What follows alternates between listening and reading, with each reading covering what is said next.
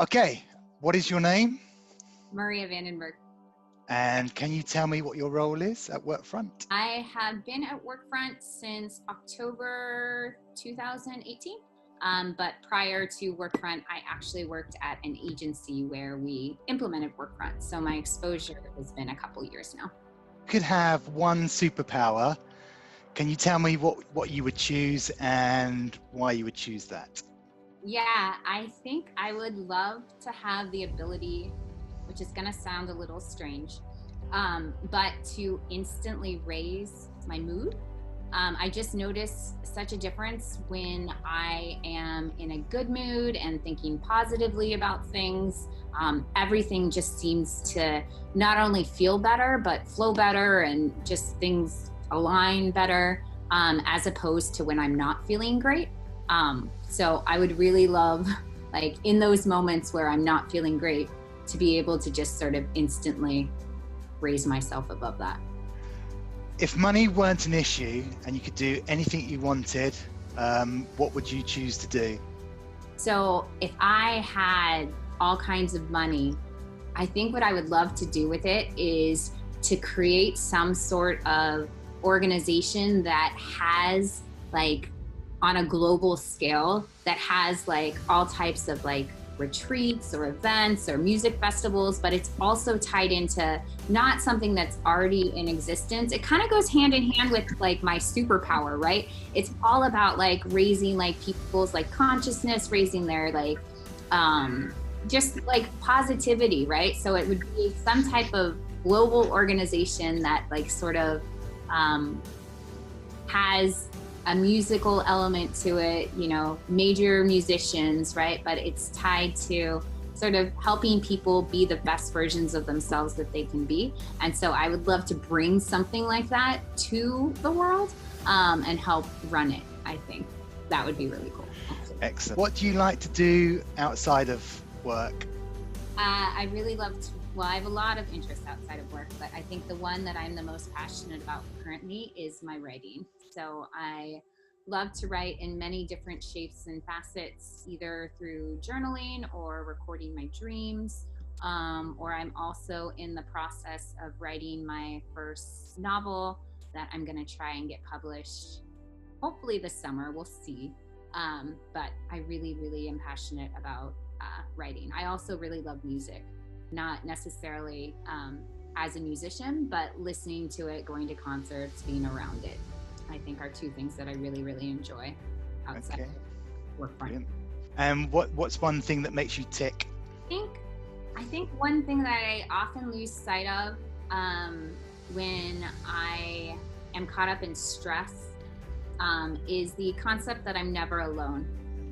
That I have a team in place supporting me, that there are people that I can go to and rely on and seek guidance from. And I think just remembering that and not losing sight of that. I often tend to think of things like, not worst case scenario, but when I get caught up in those moments, I forget about the fact that like I'm not by myself. I have people in place to help. And so remembering that, right, usually really helps inspire me and move me along. Motivates you and inspires you, or is that the thing that really makes it for you? Well, in terms of what else motivates me, inspires me, I think it's working around, so remembering that I have a team in place, yes, but also working around people who are really passionate and really sort of connected to their purpose, like no matter what the field is. It could be project management, it could be software, it could be, you know, anything. But whenever I'm around someone that's really sort of connected and dialed into what they're doing, really believes in themselves and their abilities and whatever it is, that always tends to inspire me as well through their own personal like drive and passion. Other than working for Workfront, what did you want to be when you were little? When I was little, I dreamed of being an actress, actually. I wanted to be a world famous actress, singer, and dancer. That or a princess, actually, to be fair. I also wanted to be a princess. Question, and you can choose which one you go for. You can either tell me your greatest personal success story, or you can tell me the best gift that you have been given. I think the greatest personal success story is the one that's most applicable to my life right now. I'm actually in the process of living it. And I don't mean that from an egoic state of mind. I just mean that, like, I've had a lot of change in my life recently. I moved over here 2 years ago to do an MBA program, which I am currently doing outside of work. I'm in the process of completing that MBA program. I'm in the process of completing my first out of 3 books that I am writing. I've also written this other series for this separate company called 30 Days of Authenticity that I'm in the process of getting published.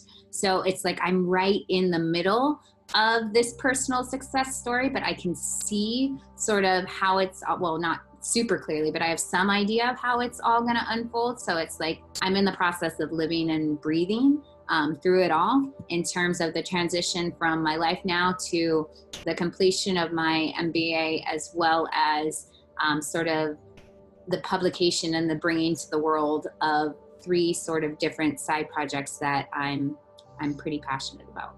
So. Got a lot going on, Maria. I know. Busy lady. If you had one piece of advice to give yourself when starting your workfront journey, what would that be? Stop worrying.